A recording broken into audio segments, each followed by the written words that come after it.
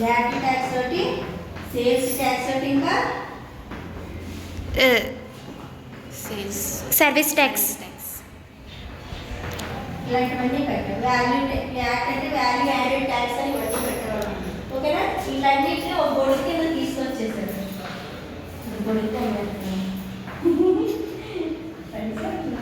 ఇదైతే ఒక గొడుగు కింద తీసుకొచ్చారు. ఈ ట్యాక్స్ అని తీసుకొచ్చేసారు. ఓకేనా? ఇవన్నీ ఉండేది. ఇవే కాకుండా ఎంట్రీ ట్యాక్స్ ఒకటి ఉండేది, ఎక్సైజ్ ట్యాక్స్ ఒకటి ఉండేది. అవి కూడా ఇందులో ఉండేవాళ్ళం. ఇవన్నీ మనం కట్టేవాళ్ళం. కానీ వాటిని కలిపి జిఎస్టీలో తీసుకొచ్చారు. నరేంద్ర మోడీ హయాంలోనే వచ్చింది. ఓకే, మరి సెకండ్ ఆఫ్ ఆల్ వచ్చేసరికి what is the benefit of goods and service tax. దీనికి ఎందుకు వచ్చేసరికి దీనికి ఎందుకు వచ్చేసరికి మనం గవర్నమెంట్ కొన్ని స్లాబ్ రేట్స్ అని పెట్టింది. 5 ఉంటాయి అనుకుంటున్నాం. ఎన్ని ఉంటామో 5 స్లాబ్ రేట్స్. స్లాబ్ రేట్స్ మీకు తెలీదు, ఎవరో చెప్పాను. ముందు పర్సెంటేజ్ చెప్పేస్తాను. కరెక్ట్? నాకు తెలిసిన 0% 5%, 12%, 18%, 28%.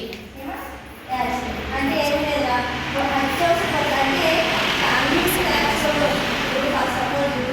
అగ్రి వస్తుండేది ఎక్కువ ఉంటుంది. మీకు తెలుసు కదా, అగ్రి వస్తుంటే ఇంపోర్ట్ చేసుకుంటూ ఉంటాం మనం. అవి ఏసీలు అట్లా కదా. ఇవి వచ్చేసరికి మా అవసరమైన వస్తువులు. ఇప్పుడు జిఎస్టీలోని రోజుతో నాకు తెలిసింది ఏంటంటే దాన్ని ప్రైవేట్గా హెల్త్ ఇన్సూరెన్స్ కట్టుకుంటాం. ఏమో హెల్త్ ఇన్సూరెన్స్ కడతాం. వాటికి జిఎస్టీ తీసేసేసి సో అవన్నీ కూడా ఏమో ఇవన్నీ రోజువారీ వస్తువులు కట్టుకుంటాయి. ఏంటి నిత్యావసర వస్తువులు,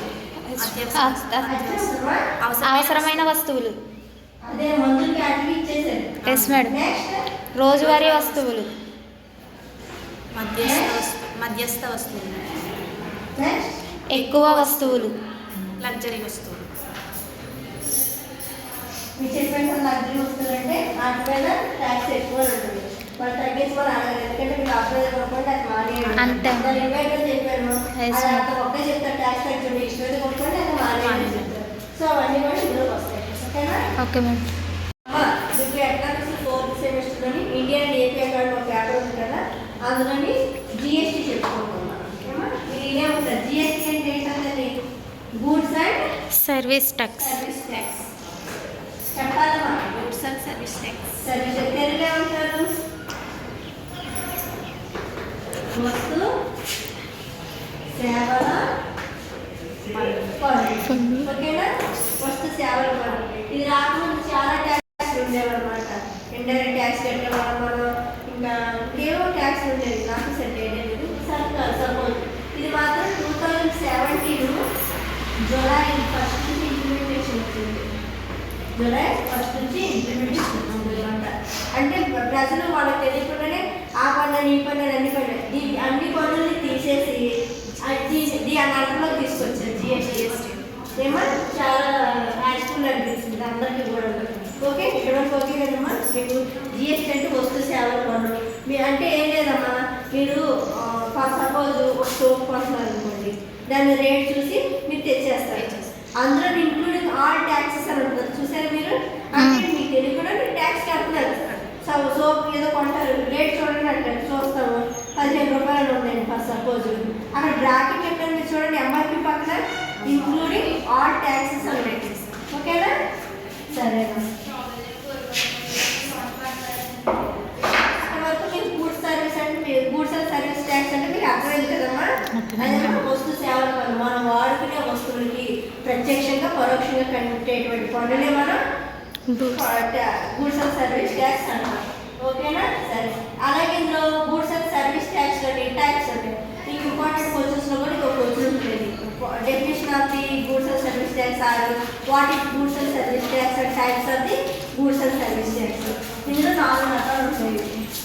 ఇలా వేస్తాము, మీకు ఈజీగా అర్థమవుతుంది. ఫస్ట్ సిజిఎస్టీ అంటున్నాను. ఓకే, తర్వాత తర్వాత ఐజిఎస్టీ, తర్వాత సర్వీస్ ట్యాక్స్ అని 4 రకాలు. 1 సిజిఎస్టీ, 2 ఎస్జిఎస్టీ, ఐజిఎస్టి, 4 యూజిఎస్టి. యూజిఎస్టి. ఏమా ఓకే. ప్లస్ డయాగ్రామ్ వేసుకో గుర్తుగా ఉంటుంది.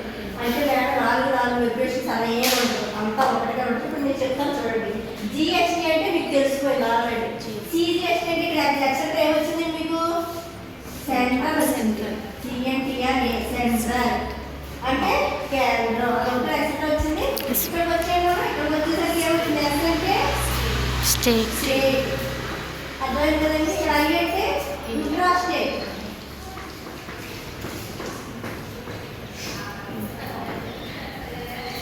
యు అంటే యూనియన్ టెరిటరీస్. యూనియన్ టెరిటరీస్ అంటే చార్ట్ ఉండేదండి. ఓకే. మనకి కేంద్ర పాలిత ప్రాంతాలు ఇందాక చెప్పాను కదా, ఏమిటంటే కేంద్ర పాలిత ప్రాంతాలు, టెరిటరీస్. అలా చెప్పుకున్నాం కదా, అవి కేంద్ర పాలిత ప్రాంతాలు. సెంట్రల్ అన్నంత తెలుగులో ఒక రాష్ట్రం మీకు తెలుసు. కేంద్రం. కేంద్రము. స్టేట్ అంటే రాష్ట్రము. ఇదేమో ఇతర రాష్ట్రాలు కావాలి. ఓకేనా? ఇతర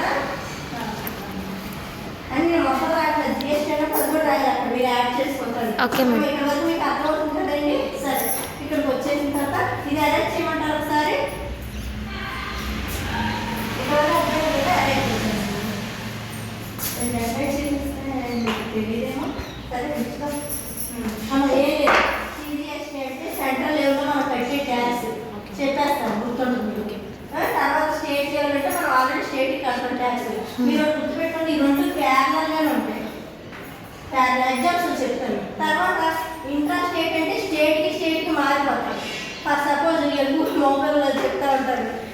ఇప్పుడు హైదరాబాద్లో ఉండేటువంటి కొన్ని ఏంటికి మనకి తేడా ఉంటాయి.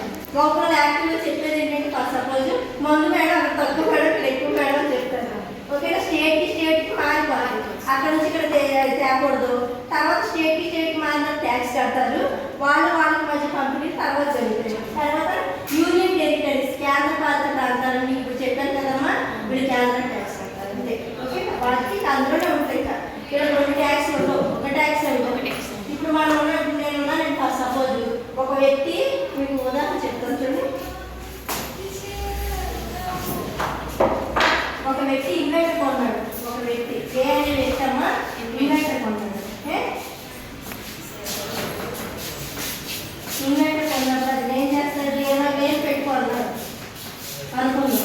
20,000 పెట్టుకున్నప్పుడు దాంట్లో సిజిఎస్టీ ఎంత ఉందో 1,500. ఏంటి? ఎస్జిఎస్టీ 1,500. ట్యాక్స్ కింద వెళ్ళిపోతుంది 3,000. మనకి బిల్ ఇస్తారు చూడండి. మీరు ఎప్పుడైనా బిల్ ఇచ్చినప్పుడు అందులో ఉంటుందండి ఇన్వాయిస్ నెంబర్ ఒకటి, మనకి వ్యారంటీ కార్డు ఇస్తారు కదా, అందులో ఉంటుంది. అంటే మీరు ఏంటి 20,000